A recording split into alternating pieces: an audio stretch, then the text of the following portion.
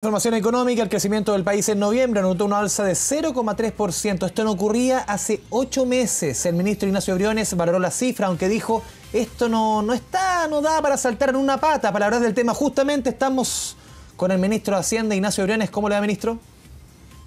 Hola, ¿cómo está? Buenas tardes, gracias por la invitación. Ministro, ¿por qué no da para saltar en una pata este 0,3%? Porque cambiar de 8 meses en rojo a un azul es como esto en el colegio. O sea, que un azul es bueno, ¿no? Bueno, es una muy buena pregunta y le agradezco porque, a ver, primero quiero partir por la noticia positiva. Si empezar el año 2021 con el primer número azul en meses, obviamente que es una buena noticia, ¿ya? Y confirma una senda de recuperación que veníamos observando en la tendencia en los meses previos, si bien habíamos tenido números negativos de crecimiento. Para quienes nos escuchan lo entiendan bien, el IMACEC, que es un índice, se llama Índice Mensual de Actividad Económica, que lo que busca es medir la capacidad productiva que tiene la economía como un todo. Esto es útil imaginárselo como una torta, y esto es el tamaño de la torta. Entonces, cuando la torta crece de un año a otro, quiere decir que tenemos crecimiento económico. Cuando decrece, que es lo que pasaba los meses anteriores, esa torta se está achicando y eso es una mala noticia para los comensales, es decir, para todos los chilenos. Entonces, primero, buena noticia que tengamos el primer número positivo, sí. Ahora, ¿dónde está el llamado a la cautela? Y yo quiero reforzarlo. El número de crecimiento de la actividad económica en el mes de noviembre es de un 0,3%. ¿Ya? Un crecimiento positivo, pero chiquitito. ¿Y qué es lo que destaca aquello? Es que lo que tenemos por delante, el desafío que tenemos por delante es bien grande, es bien potente. Esto no es con piloto automático, como lo hemos dicho varias veces. Hay que tomar en cuenta además que el año pasado, que es contra el cual nos estamos comparando, tanto en octubre como en noviembre, producto de los hechos post-18 de octubre, la violencia que se generó, la economía decreció, cayó fuertemente, por lo tanto la base de comparación con la cual nos estamos midiendo también es más baja, ¿ya? Y entonces yo dije, no es para saltar en una pata, es positivo sí, no para celebrar o saltar en una pata, porque tenemos un desafío mayúsculo en recuperar nuestra economía, en recuperar sobre todo los cientos de miles de puestos de trabajo perdidos, que es nuestra prioridad número 1, 2, 3, 4 y 5. Y por lo tanto, acá es importante no generar sobreexpectativas. ¿Tenemos un escenario positivo para el 2021? Sí, ¿ya? En una economía que va a ir de menos a más, también. Pero donde tenemos incertidumbre y donde el Estado está haciendo lo que está de su lado para poder apoyar esta recuperación a través de un presupuesto inédito en lo expansivo, con alta inversión pública, con subsidios al empleo, ojalá podamos hablar después de eso. Esa es la razón de que hay que mirar esto con cierta cautela, con optimismo, pero con cautela porque nos queda mucho por delante. Sí, usted mencionaba obviamente un tema que es muy importante, que es la base de comparación de noviembre del año pasado, que una base de comparación dado el estallido social con números más bien bajitos. Esto explica parte de lo que vimos ahora. Pero ¿cómo se ven los próximos meses, ministro? Diciembre, enero, febrero, en que ya la base de comparación es más alta, sobre todo si uno analiza hasta febrero, que fueron los últimos meses como comparación con crecimiento sobre el 3%. Vamos a ver los próximos meses, por lo menos hasta febrero, crecimiento más bien negativos, algunos proyectan, por ejemplo, para diciembre. Mire, yo no quiero anticipar números, yo no tengo la bola de cristal, lo que uno observa son tendencias y escenarios centrales. Ahora, usted tiene razón, ¿qué es lo que sabemos? Sabemos que el año pasado tuvimos un mes de octubre y de noviembre con una fuerte caída de la actividad, que se recuperó de alguna manera en diciembre, por lo tanto tenemos una base de comparación más exigente a la hora de evaluar el crecimiento del mes de diciembre del 2020 respecto al 2019, y lo propio va a ocurrir en enero y febrero, donde también tuvimos signos a principios de este año de una recuperación incipiente de la economía que en definitiva se dio vuelta después con la llegada de la pandemia. Entonces, vamos a tener meses, digamos, exigentes, donde el desafío que yo le digo de recuperar la economía, el empleo, requieren un esfuerzo bien grande, y vamos a ir viendo una economía de menos a más, particularmente a partir del segundo trimestre, nuevamente, porque el segundo trimestre tuvimos una caída estrepitosa de la actividad económica, y quiero recordar el número. El segundo trimestre, es decir, entre los meses de abril y junio, la economía retrocedió 14,1%. Esto quiere decir que si el tamaño de esta torta que como país producíamos era, imagínense, de 100, el tamaño de esta torta, bueno, esa torta pasó a ser de 85,9, o sea, se achicó harto.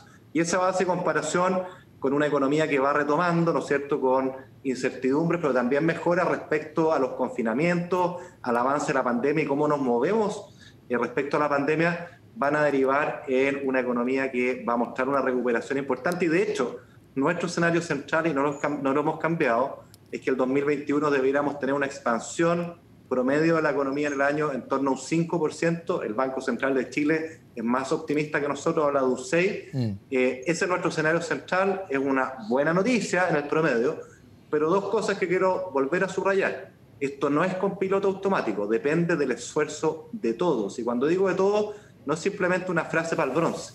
Requiere la responsabilidad individual de todos los ciudadanos, porque acá el retroceso económico que hemos tenido este año va de la mano de la pandemia, y la pandemia no ha terminado, y por lo mismo, si nosotros no somos capaces de ser responsables, de cuidarnos y cuidar al resto, vamos a tener rebrotes que van a ser más onerosos, más grandes que lo que quisiéramos, y va a generar un retroceso económico. Entonces, esa es como la primera consideración que uno debiera tener a la vista. Y lo segundo es que nosotros tenemos una palanca de política pública movilizada. Yo le decía, tenemos un presupuesto extraordinario, somos el único país de la región que va a tener un presupuesto fiscal, una política fiscal expansiva este año, y al mismo tiempo estamos poniendo mucho acento en subsidiar, en pagar parte del sueldo de cientos de miles de chilenos y chilenas, porque entendemos que esa es la prioridad, esa es la fuente permanente de ingreso a las familias, es la fuente de sus proyectos, de sus sueños y de su dignidad. Y ahí la buena noticia es que el programa de subsidio al empleo que lanzamos hace 3 meses,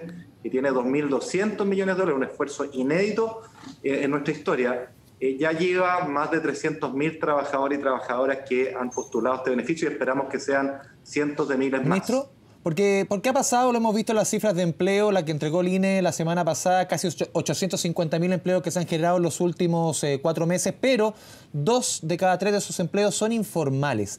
¿Qué está pasando con esa generación de empleo? Y también muchos empleadores que aún le cuentan, a ver, quizás yo hoy día no me subo al subsidio del empleo, ¿por qué? Porque me obliga a amarrarme a cuántos meses de contrato, prefiero quizás o informalidad o contratos a corto plazo, cortitos, que me permitan evaluar mes a mes mi situación. ¿Cómo ve usted esa situación también amarrado con el subsidio del empleo que comentábamos?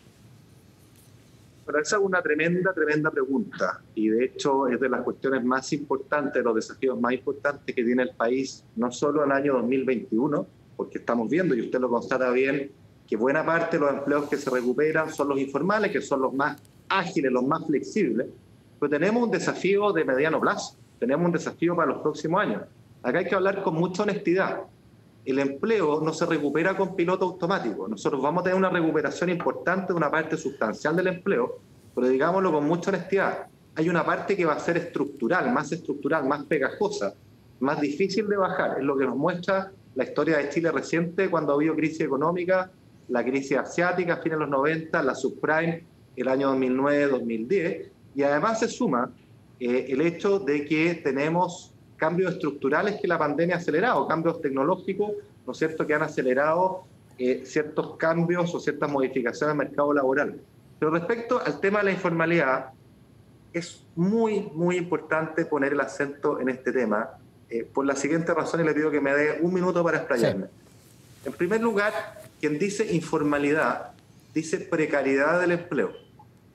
La precariedad significa no tener seguridad social, significa que el Estado tiene más dificultades para llegar en momentos de emergencia como lo que hemos vivido, porque no sabemos quiénes son las personas, dónde viven, cuánta gente vive con ellos, cuáles han sido sus fuentes de ingreso. Pero además, en el momento que discutimos, por ejemplo, una reforma de pensiones, sabemos que una persona, un trabajador, una trabajadora que es informal, no cotiza para su pensión. De alguna manera está fuera del pacto social que queremos construir en adelante, y eso es un drama. Insisto, informalidad significa precariedad, y nosotros tenemos que luchar contra la precariedad. Y lo segundo que quiero decir a este respecto es que quiero hacer un llamado a que todos hagamos un esfuerzo en esta materia. ¿Sabe por qué? Porque uno constata que a nivel de pequeñas empresas, pequeños comercios, lo que uno ve en la calle, esta informalidad es bastante expandida. Y déjeme darle solo 2 ejemplos que a mí me ha tocado directamente conocer. Uno, el tema de los restaurantes. Los restaurantes, la gran mayoría de los restaurantes, los garzones, tienen contratos por el salario mínimo, se les impone por el mínimo, y 2/3 de su remuneración, por ejemplo, vienen de las propinas. Cuando el negocio anda bien, las propinas son buenas; cuando anda mal, no hay propinas, lo hemos visto en esta crisis, y esos ingresos al final son ingresos informales, ingresos precarios que no le permiten a usted tener acceso al seguro de cesantía, no le permiten tener acceso al postnatal, le dificultan acceder a beneficios como los que hemos desplegado este año, como el bono clase media o el préstamo clase media, y más importante aún, le impiden a usted ser sujeto de crédito en la banca o en el sistema financiero. Yo la otra vez hablaba con garzones, con trabajadores de un conocido restaurante capitalino, y ellos agradecían el que le hayan eliminado las propinas y hecho un contrato por el total de su sueldo, porque podían acceder a un crédito para la vivienda, un crédito para comprarse un vehículo.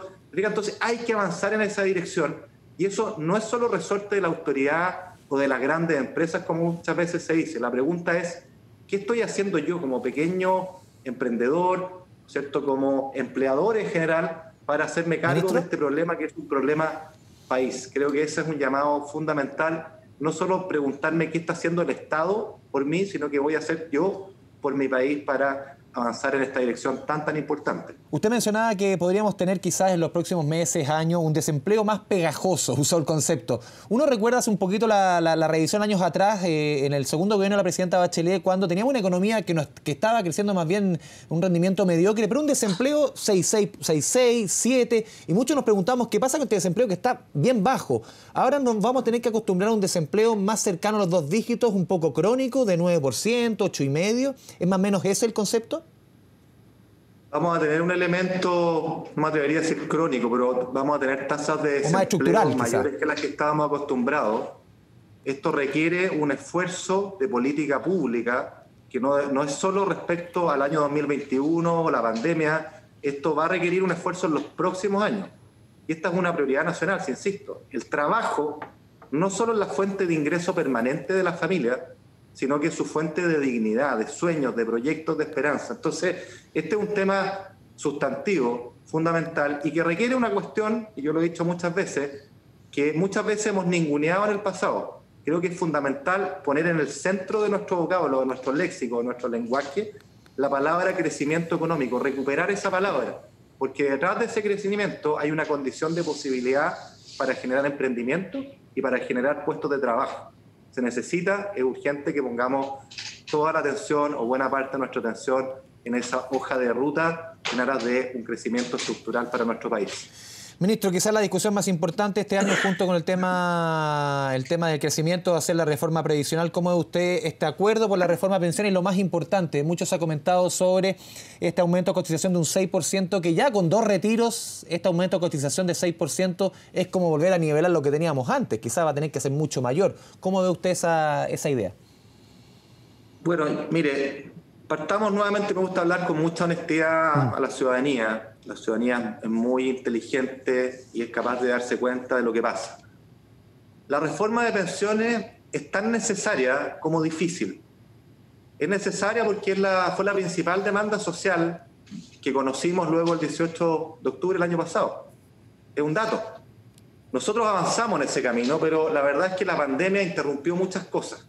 Nos hizo centrarnos en la inmediatez y nos hizo desentendernos de alguna manera de las cuestiones de más largo aliento, que son las que necesitamos recuperar. Y la reforma previsional es una de ellas. Es una reforma difícil. Piense usted que llevamos años discutiendo esto y por razones X o Y, los distintos gobiernos no han sido capaces de avanzar. Nosotros tenemos la voluntad, la genuina voluntad de tratar de buscar un acuerdo. Queremos conversar y hemos estado conversando con la oposición, en la cual yo también veo en una parte de ella una genuina voluntad de llegar a un acuerdo, pero en el entendido también que este es un proceso. Acá no se trata de una reforma previsional que cierre todo, ¿no es cierto?, que lo deje grabado en piedra. La verdad es que el tema previsional es de largo plazo y es tan importante que requiere un continuo de reforma. Tenemos hoy día en discusión 2 elementos. La tasa de cotización, que sabemos que tenemos que subirla. Tenemos un acuerdo que hay que subirla en 6 puntos. Nosotros como gobierno hemos planteado la posibilidad de incluso llegar mayores recursos, habida cuenta de que los retiros tienen un efecto adverso en las pensiones del mañana. Esa es una primera consideración, pero ¿sabe qué? Volviendo al tema de la informalidad. Hay otro tema de fondo del que hablamos bien poco y es súper importante. Acá no solo importa ampliar la tasa de cotización, sino que tanto o más importante es ampliar la base de cotizantes. Hoy día tenemos muy poquitos cotizantes. El 50% más o menos, ¿no, ministro? De los actuales afiliados cotiza regularmente. Son pocos. ¿Sabe por qué? Sí. Porque tenemos mucha informalidad y esto se va a acrecentar. Entonces aquí tenemos nuevamente un desafío país y al final nosotros requerimos tener un sistema de seguridad social en que todos contribuyamos de una u otra manera. Le doy un ejemplo. esto viene de la Comisión Bravo, de 10 trabajadores y trabajadoras en Chile, es como si 3 de ellos cotizaran durante toda su vida laboral sin interrupciones, sin lagunas, y 7 no lo hicieran nunca. Quienes nos escuchan entienden que con esos números la pensión promedio que vamos a tener va a ser siempre baja. Entonces acá hay un desafío. ¿Aumentar tasas? Sí, pero también tenemos que aumentar la base y por eso el desafío de combatir la informalidad es tan relevante. Es un tema que tenemos que abordar como país. Sí. No es de la noche a la mañana, es un proceso, es una hoja de ruta, pero estamos en momentos de levantar la mirada, de pensar más largo. Esa es la invitación que yo quisiera hacer y hacernos cargo de los temas estructurales. Pensiones, naturalmente, uno de ellos, y vamos a hacer lo imposible que esté de nuestro lado para buscar un acuerdo en esta materia. Ministro, por último, ya se han cumplido 10 meses la llegada de la pandemia a nuestro país, los efectos económicos. Usted en un principio, hace varios meses, dijo en algún momento que el Estado hizo agua frente a la respuesta, obviamente, un Estado que no podía ver a millones de chilenos que necesitaban de ayuda urgente. También hace pocas semanas dijo, llegamos tarde. Ahora, en el caso de un segundo brote, que si es que se complica la situación económica, ¿usted siente que el Estado está más robusto para una respuesta más ágil respecto a lo que vimos los últimos 10 meses? Mire, hay 2 cuestiones. Primero, yo no tengo duda alguna de que nuestro Estado requiere una reforma estructural. Nuestro Estado, en el mejor de los casos del siglo XX, necesitamos un Estado para el siglo XXI al servicio de los ciudadanos. Son demasiados los cientos de miles de chilenos y chilenas que dependen de los servicios públicos, de la calidad de los servicios públicos del Estado, dependen porque es su única opción. Entonces ahí no podemos fallar, tenemos que hacer bien la pega.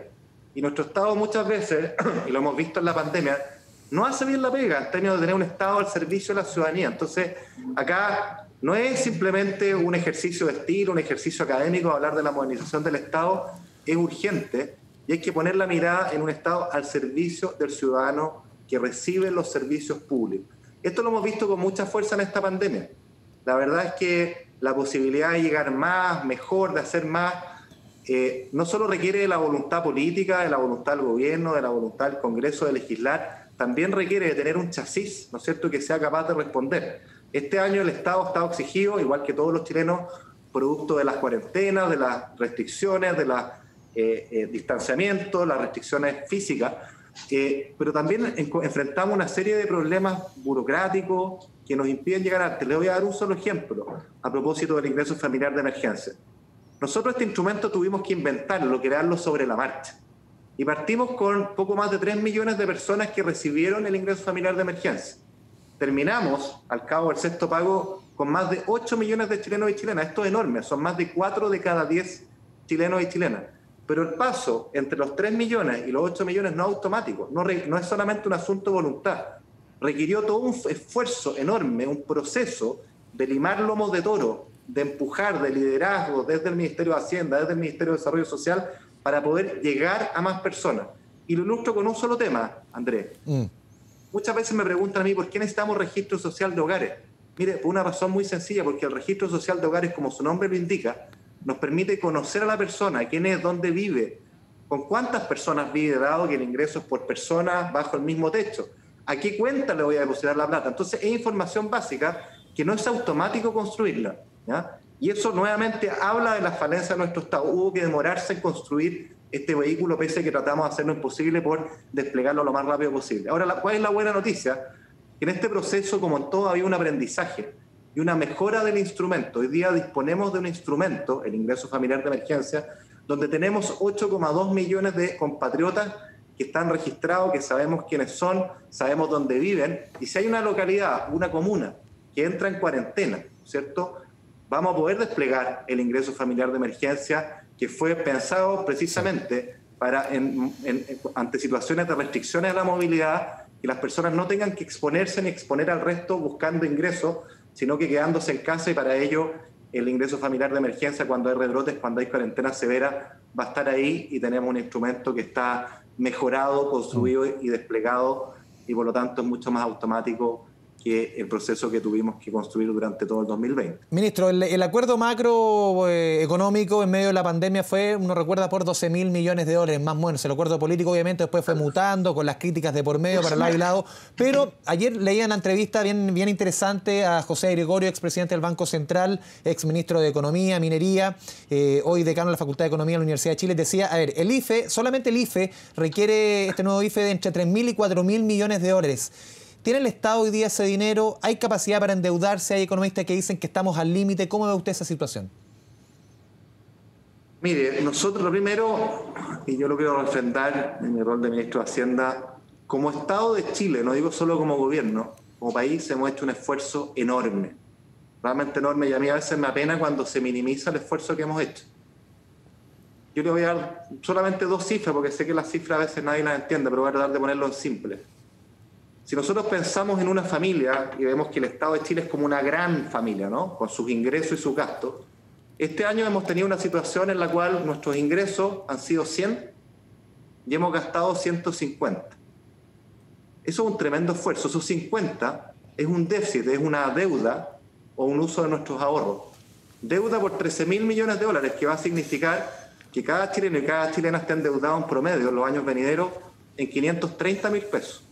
Y también hemos gastado más de 5.000 millones de dólares de nuestros chanchitos, de nuestros ahorros, producto de buenas políticas en el pasado.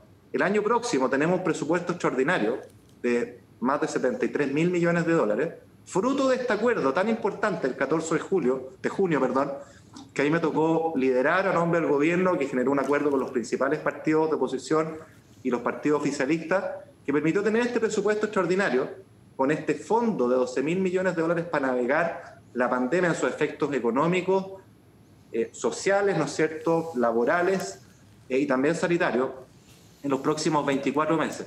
Es un esfuerzo inédito. Nosotros el año próximo vamos a emitir deuda por 20.000 millones de dólares. O sea, acá nos estamos endeudando fuerte, con responsabilidad, obviamente, porque las deudas, toda familia lo sabe, hay que pagarlas.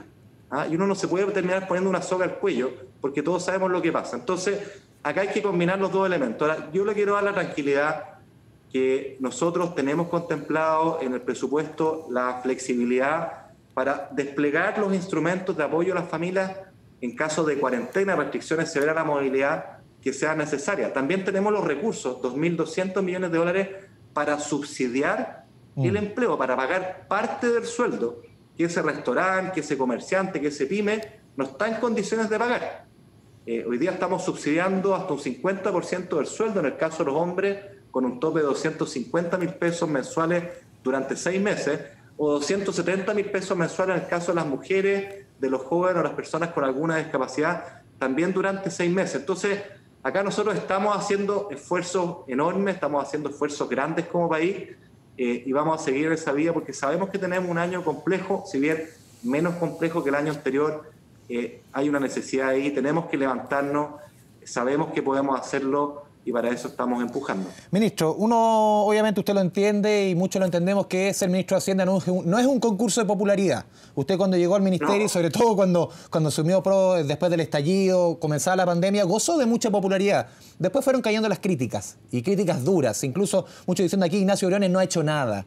¿Cómo usted recoge esas críticas duras desde la oposición, desde varios sectores? Y también uno lo mira desde afuera, cuando usted lo nominan como el ministro de Hacienda de las Américas, por The Banker. ¿Cómo ve usted ese halago de afuera y la crítica dura desde adentro? ¿Cómo lo asume usted en lo personal?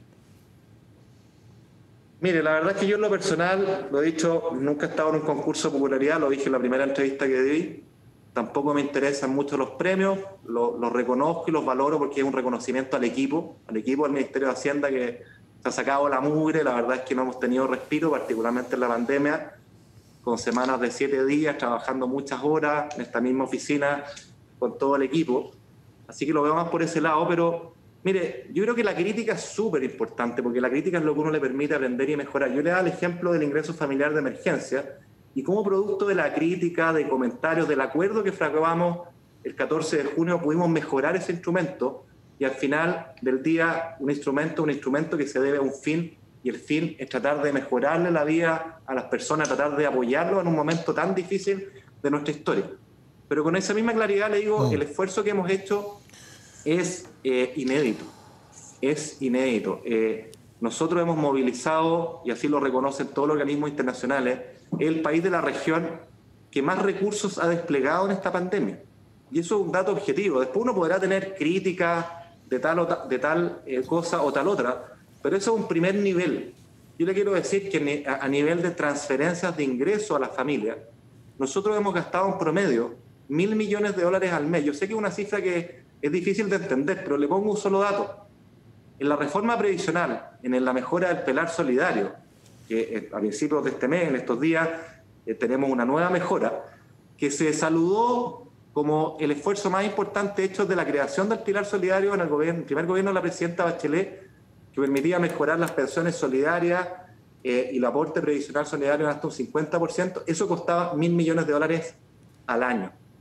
Nosotros hemos puesto como país 1.000 millones de dólares al mes solo en transferencias directas a la familia. Entonces, yo los invito a ver ese esfuerzo, pensar, por ejemplo, en el FOGAPE, que también ha sido sujeto de crítica muchas veces, que hemos llegado a cerca de 300.000 empresas con 14.000 millones de dólares en créditos cursados.